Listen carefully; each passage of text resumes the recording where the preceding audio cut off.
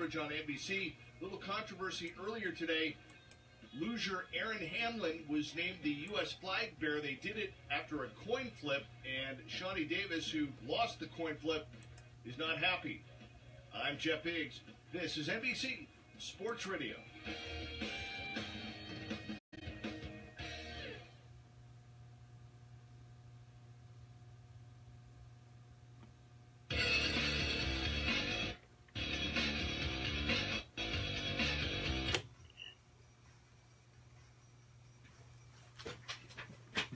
I can just tell it's going to be one of them slow computer days.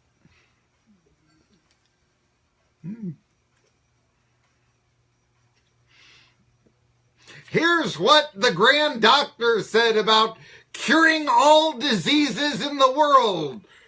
Wait a minute. Computer's got to load here. Hey everybody, I'm Marky Billson, your voice of choice for a new generation of Tri-City sports fans. The name of the program is Tri-City Sports Now on 1420 NBC Sports Radio Tri-Cities. You know what we do? We own the Tri-Cities. We've got the best guests, hardest hitting opinions. You know what I mean by we have the best guests?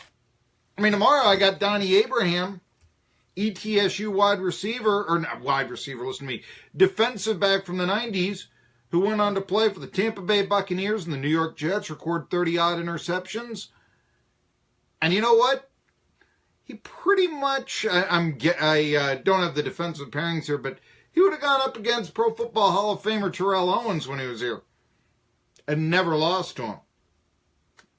So I'm going to be talking to him, one of the great ETSU football players of all time. Would you call him the greatest? Possibly. I mean, you know, the accomplishments in the NFL, Earl Farrell had a nice career, certainly. But Mike Smith, was coach of the Falcons. I think he was coach of the year once. He wasn't an NFL linebacker. But other than that, there have been some other players who have made. Thane Gash comes to mind. I think Donnie Abraham would probably be the best of them all. So that's going to come up. But today I'm talking to Chris Lowe, ESPN reporter, known well in Knoxville, perhaps the most respected of all the Vols reporters. Guess what?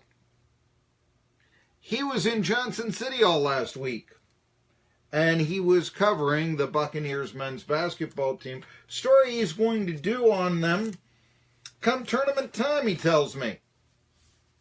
And we're going to find out about that. Plus, obviously, the recruits are in. They're all final. I got the ETSU list, got the UT list. I'm seeing UT ranked anywhere from 20 to 24th, I get.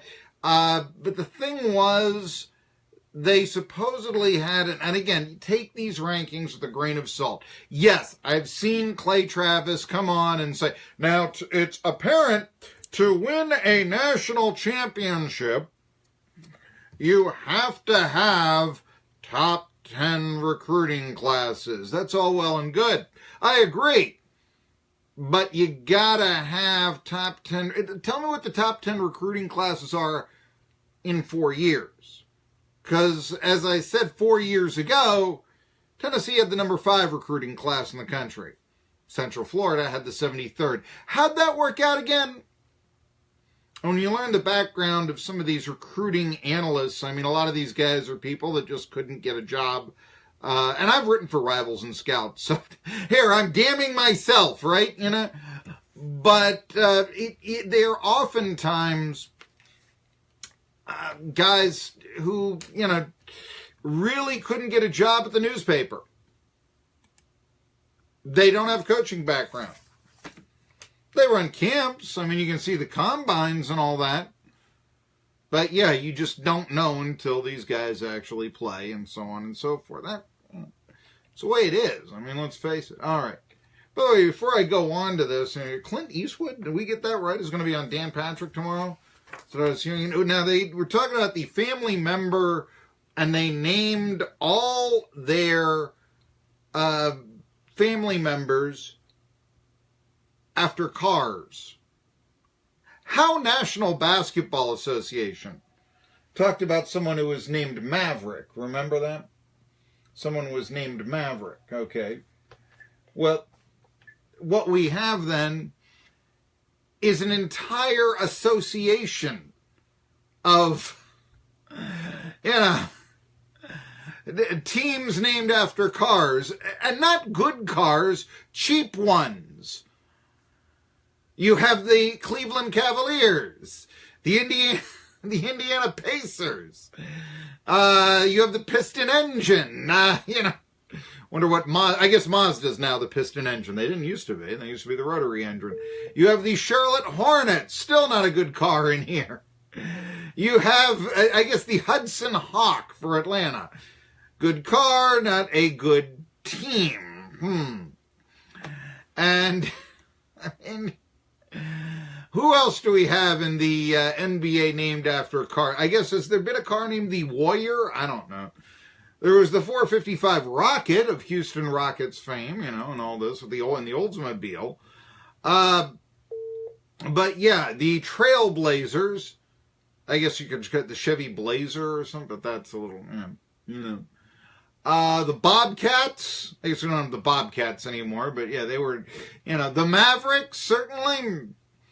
And thankfully there's no, I guess, Hyundai Laker or something like that. But yes, there is an inordinate amount of basketball teams named after cars, and bad cars at that. Anyway, what we are going to do now is get to Marky's monologue. The Winter Olympics begin today.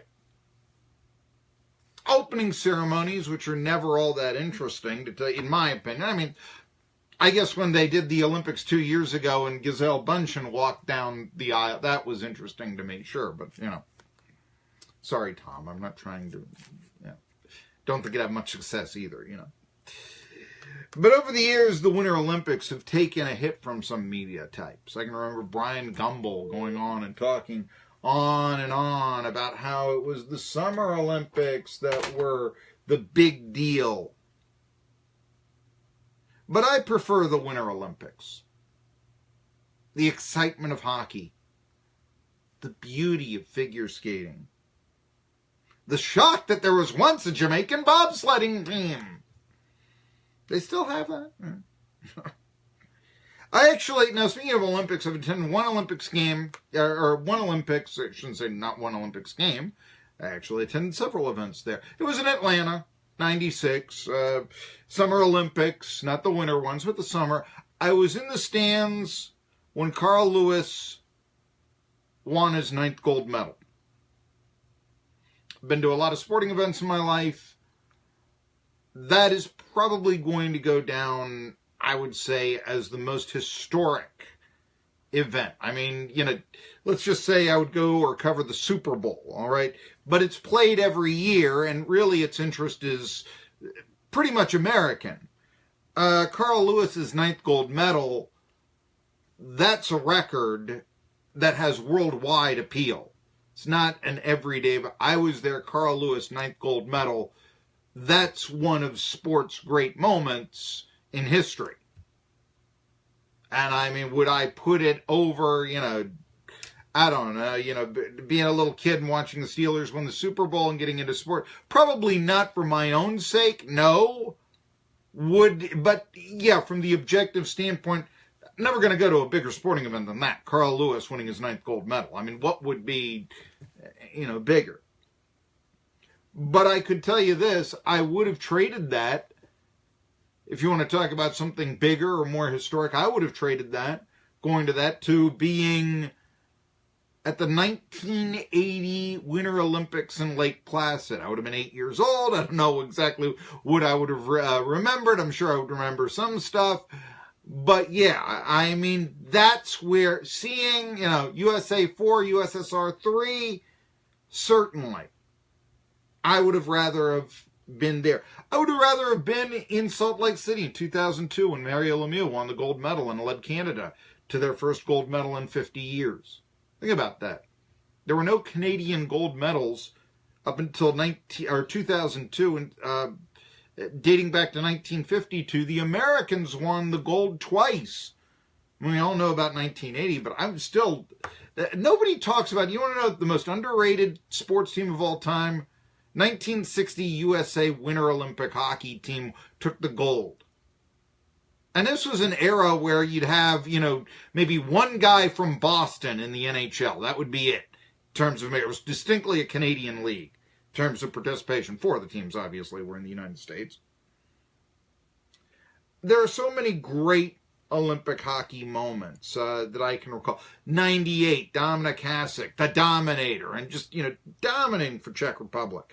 And then there was the controversy, speaking of Canada, why it had been 50 years for them to win the gold medal, when there was that shootout, and the Canadians didn't send Wayne Gretzky out there for the shootout. I know he was at the end of his career, but come on. That's Willie Mays didn't pinch hit in the 9th inning of the 73 World Series. No, you've got to do that, Of course, it was 8 years ago, Sidney Crosby took home the gold for the United States with his game winner in overtime. And then 4 years ago, TJ Oshie going on and on and on, time and time again in that shootout. Really? You don't have to use different shooters and all that? I thought they did back in 98. No, you don't have to use different shooters now. And Oshie, on and on and on. I mean, that was drama to behold. Olympic hockey is the best hockey. It's played on a wider rink, 20 feet wider. So there's more free-flowing action. And why the National Hockey League does not try to phase in larger rinks, I'll never know. I understand why, so, okay, we're going to, expand all the rinks to 220 feet from 200. I understand why you don't want to do that. Be a monstrous undertaking, and if it could be done in some places. But when a new arena is built, why not have the larger rink? To me, it makes no sense that you don't. I think it's the idea, the Canadian, again, impact in the NHL, and, Canadian hockey is always said to be, especially the English Canadian, just, harder hitting and so on and so forth. But anyway, this year, first time since 94, there won't be any NHL players in the Olympics. And I'm curious to see how that'll affect interest. I mean, when I went through some memories here, I was remembering NHL stars excelling in the Winter Olympics. But then again, there's, Mike Ramsey in the 80, USA Olympics team as well. I don't think it'll help that isn't the star power in this year's Olympics on the hockey team, but fans love a winner, and they love an underdog too. So if the Americans make a run, there'll be interest. And there will be interest. The amount of people that tune into Olympic hockey games, it's not the Super Bowl, don't get me wrong there, but it's huge. Let me give you an example. Now, there wasn't a Cold War backdrop. But when Sidney Crosby slipped the puck past Ryan Miller to win the gold for the Canadians back in 2010, more than 27 million people in this country were watching. I mean, it was the most watched hockey game, one of the most watched sporting events of the year. That's better than what the World Series does. 27 million to see that gold medal final between USA and Canada 8 years ago. But it's more than that. 80% of Canada, this might not be that big of a surprise, but 80% of Canada tuned into that game. Think about that. It was the most watched game in 30 years. That was the gold medal game, not the semifinal. People forget the victory in the 80 Olympics over the Russians. That was the semifinal game. The gold medal game was USA beating Finland. That was the most watched hockey game in Olympic history with 32 million viewers. That's not that big of a surprise. Anyway, the point is, if America goes on a run, we'll be watching. Now, by the way, this American team, you might not see, the Ryan Millers or the, American star, the TJ Oshie's on it.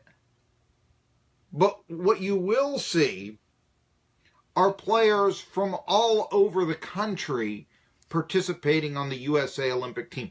Not just the traditional, hockey hotbeds of, say, Massachusetts and Minnesota, which is traditionally where the players come from. But it's really expanded in these days to all over the country.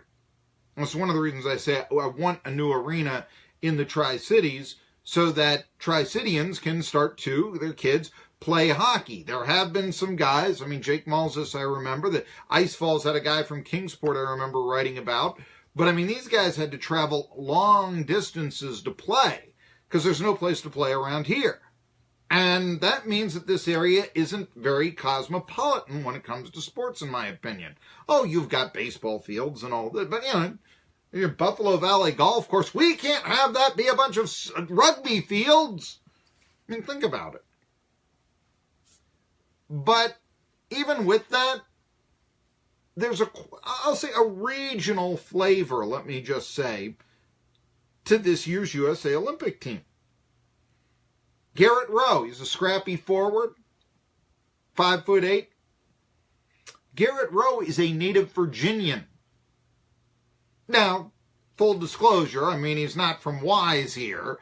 He's from Vienna, which, if you don't know, is a D.C. suburb, okay? Yeah, that part of of Virginia. And I realize that, compared to the Tri-Cities, part of Virginia, let's just say Bristol or whatever, Bristol, Virginia has about as much in common with Vienna, Virginia.